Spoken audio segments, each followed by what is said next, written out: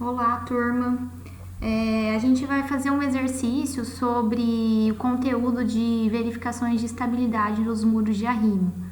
Eu vou explicar a teoria dessa parte já dentro do exercício, porque vai ficar mais fácil de vocês acompanharem. Então, nós temos aqui esse muro de arrimo e o solo que a gente vai utilizar, ele é totalmente homogêneo. Então, ele tem uma única camada.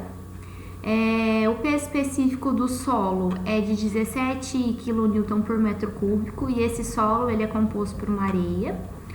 O peso específico do concreto é de 22 kN por metro cúbico. Isso aqui é um dado do concreto do muro de arrimo. O ângulo de atrito interno dos grãos é de 30 graus e a gente está trabalhando com um solo que não tem coesão. E esses daqui são as medidas do muro de arrimo que a gente vai precisar para poder calcular. Esse exercício está dividido em 6 passos, dos quais os 3 primeiros a gente já conhece, que foi aquela parte de empuxos de terra, tá? Na verdade não, os 2 primeiros é a parte de empuxos de terra. Aí o terceiro a gente vai calcular momentos devido aos empuxos, já é uma parte nova.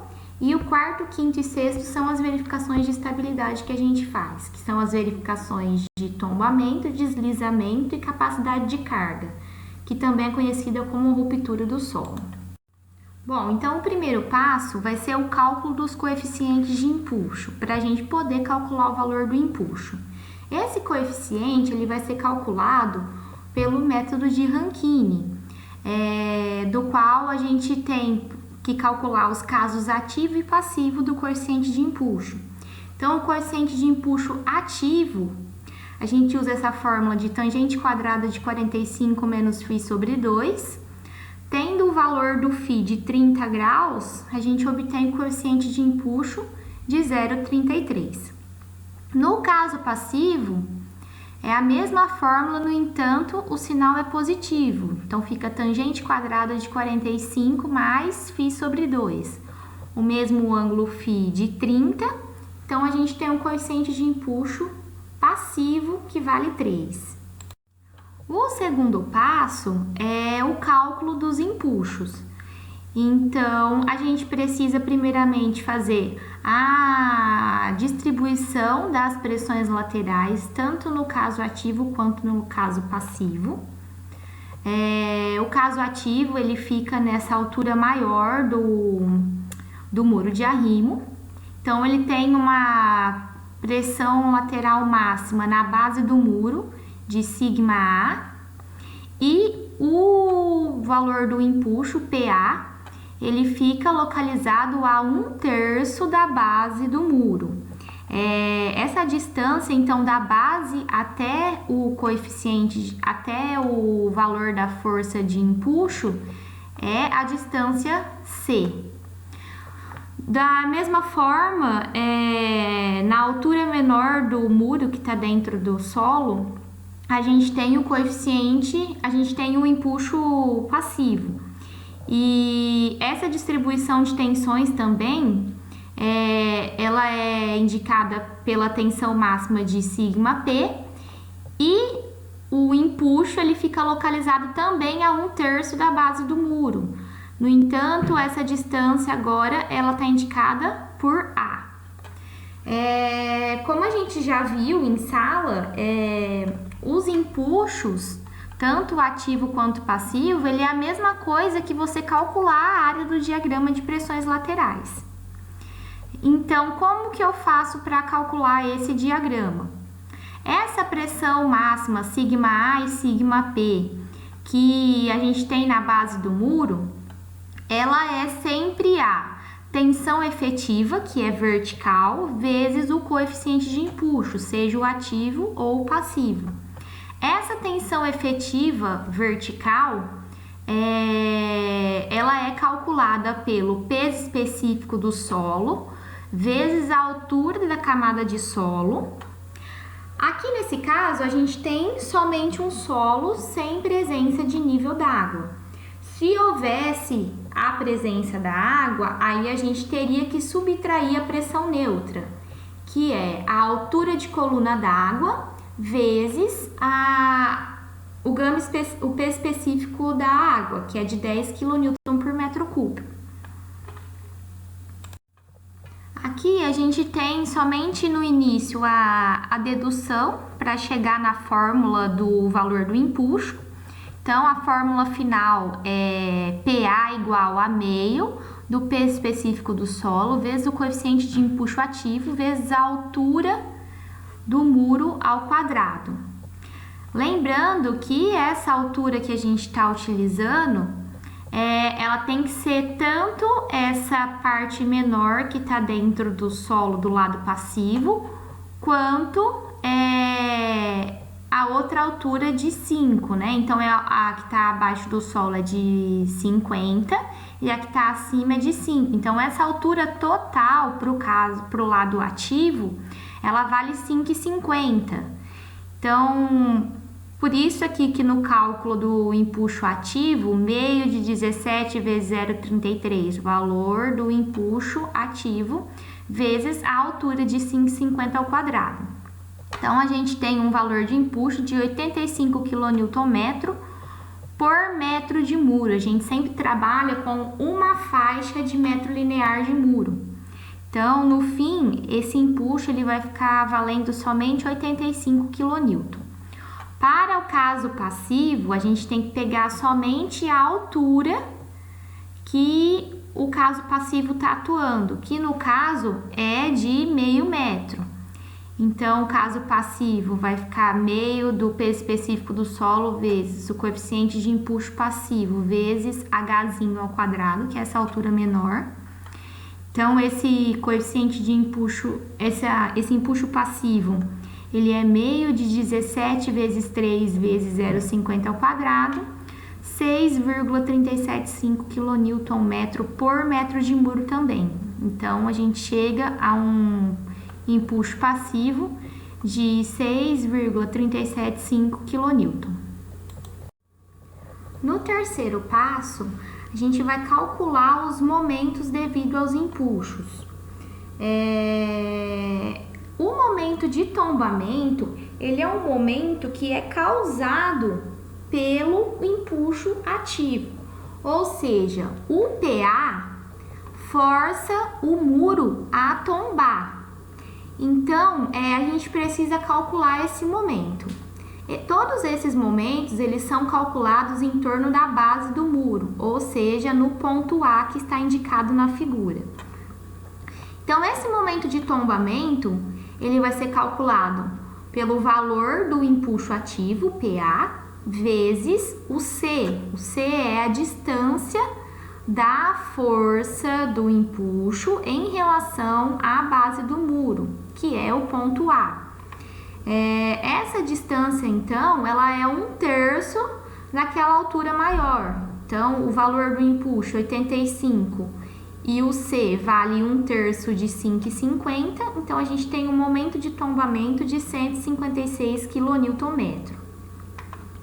O momento resistente, ele é um momento que se opõe ao momento de tombamento, ou seja, enquanto o momento de tombamento está tentando tombar o muro, no sentido contrário ao solo que ele está suportando, esse momento resistente está atuando em sentido contrário ao empuxo ativo para tentar estabilizar o muro. Então, esse momento resistente, ele é composto por uma parcela do momento devido ao peso próprio, que é esse MRWP, e uma parcela do momento resistente devido ao empuxo passivo, que é o MRPP, que é devido ao empuxo passivo que está atuando na parte da altura menor. Então, esse momento resistente devido ao empuxo passivo, a gente vai calcular aqui. E no próximo passo, na continuação desse terceiro passo, a gente vai calcular o momento resistente devido ao peso do muro. Então, o momento resistente devido ao peso próprio, devido ao empuxo passivo, ele é o valor do empuxo passivo vezes A.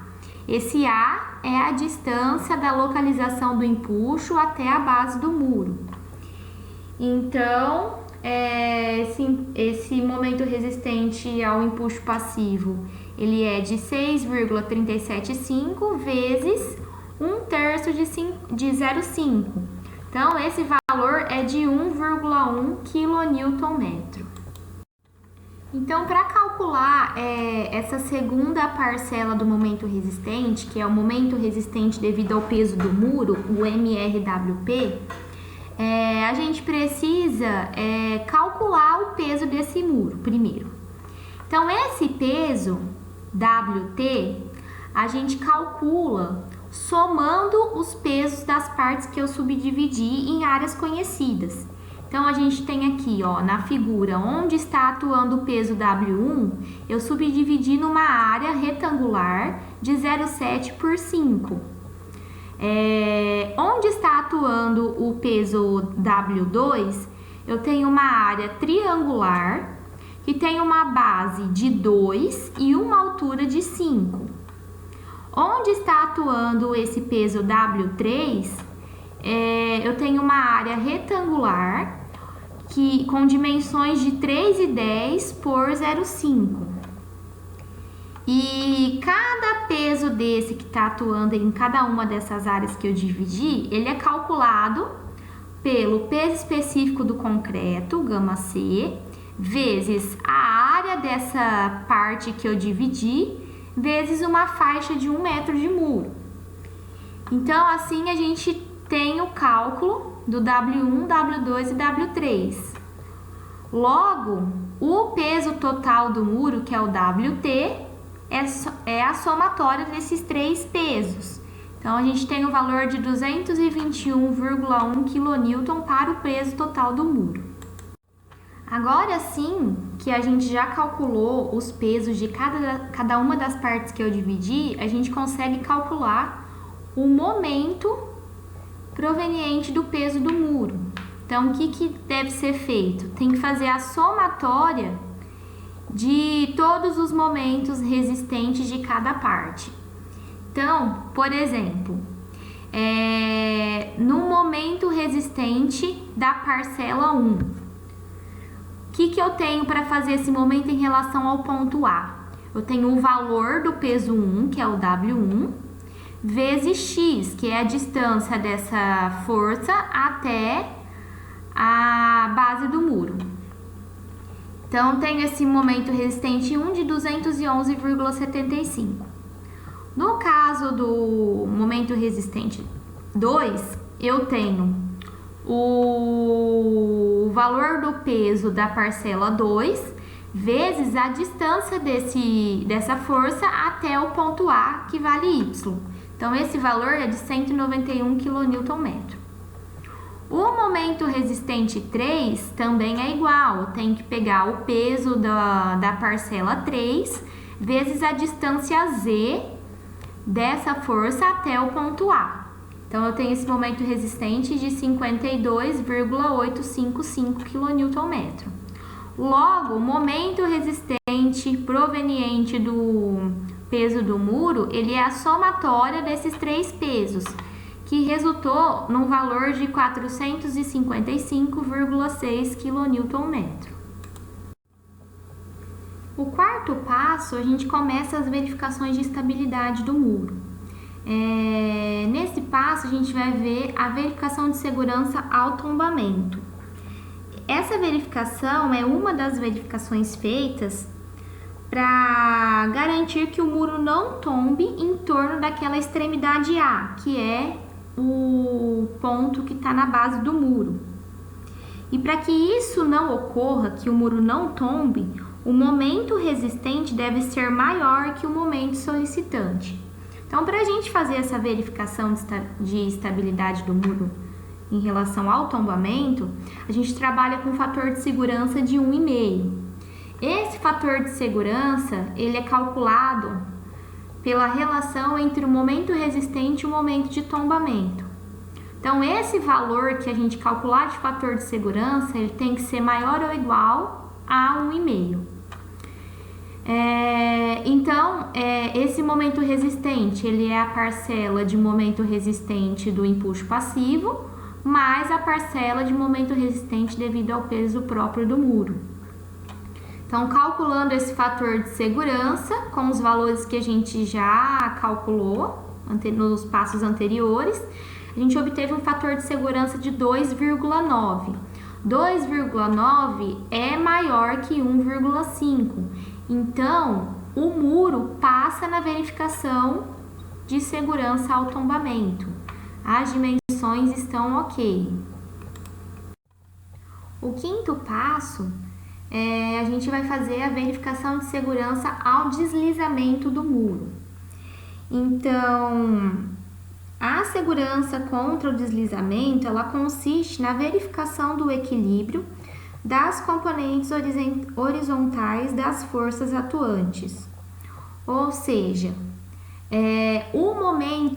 o empuxo ativo, ele tende a deslizar a base do muro para a esquerda.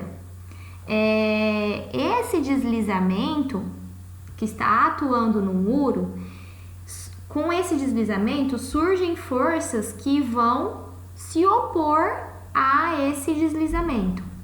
Então, quais são essas forças que tendem a conter essa ação? A gente tem a atuação do empuxo passivo e uma força S que surge na base do muro, indicando também para a direita, que é a força de atrito. Essa força de atrito, ela é calculada por WT vezes tangente θ. Esse WT é o peso total do muro, que a gente calculou num passo anterior. E esse ângulo θ é o ângulo de atrito entre o muro e o solo que o muro está apoiado. Então, para que essa verificação seja atendida, a gente também trabalha com um coeficiente de segurança de 1,5.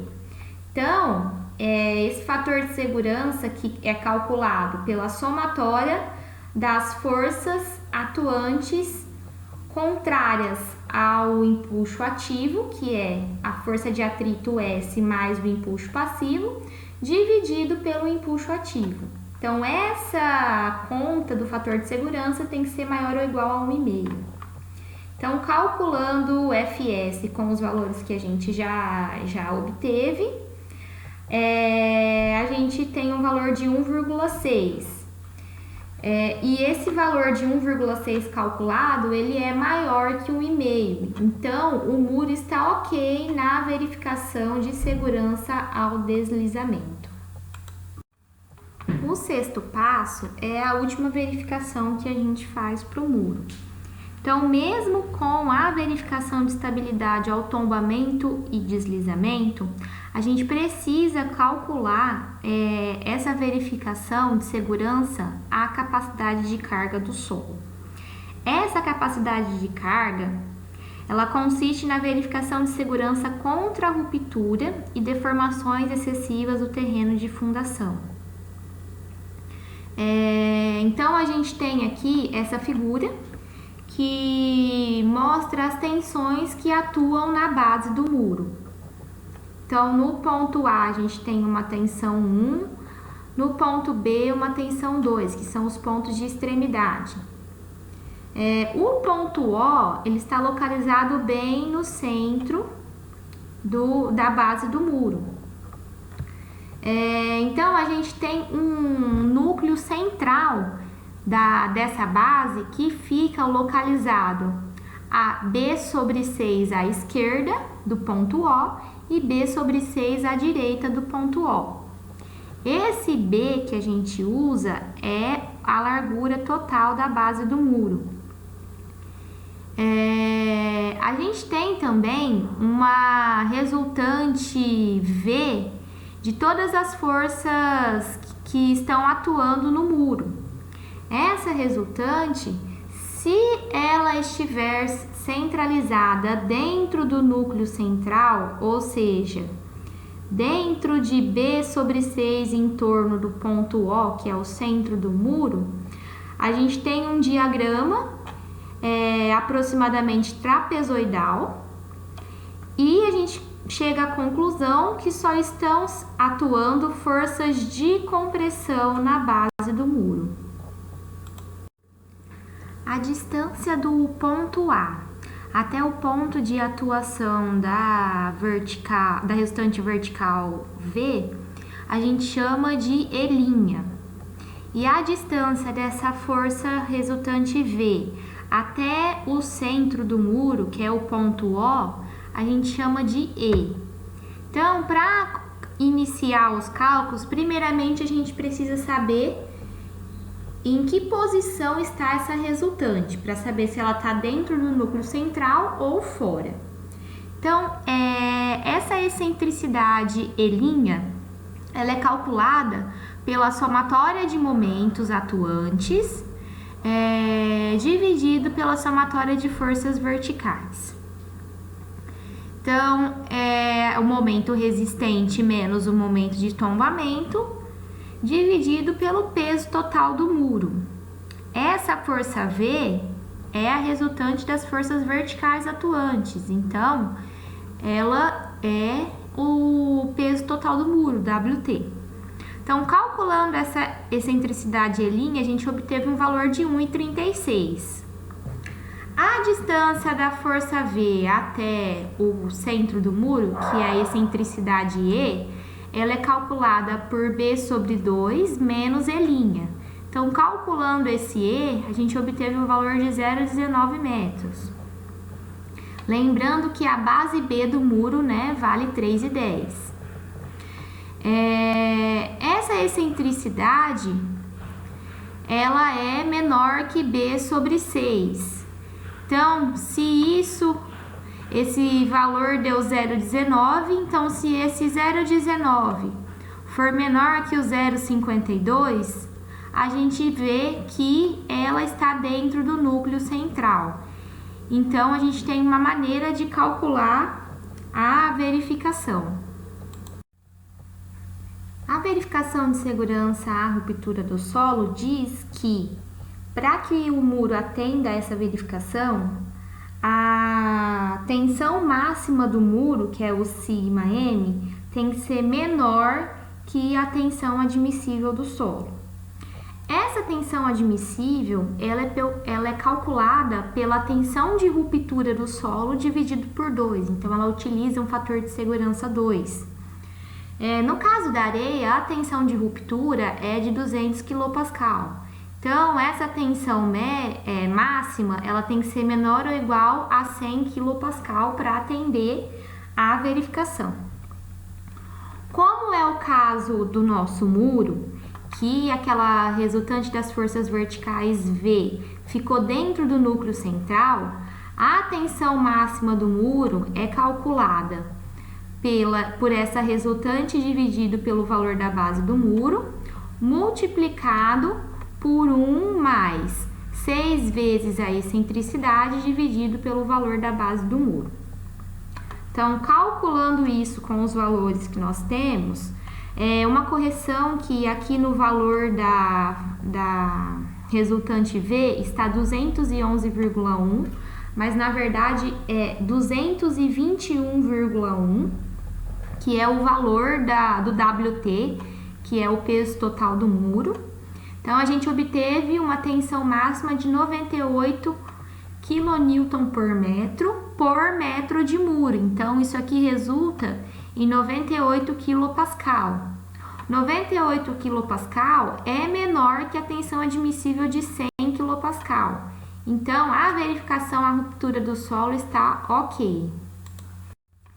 Se fosse o caso da resultante das forças verticais V estivesse fora do núcleo central do muro, a única coisa que alteraria seria o valor, a fórmula para calcular o valor da tensão máxima, que seria de 2 vezes essa força vertical essa resultante vertical dividido por 3 vezes a excentricidade e linha.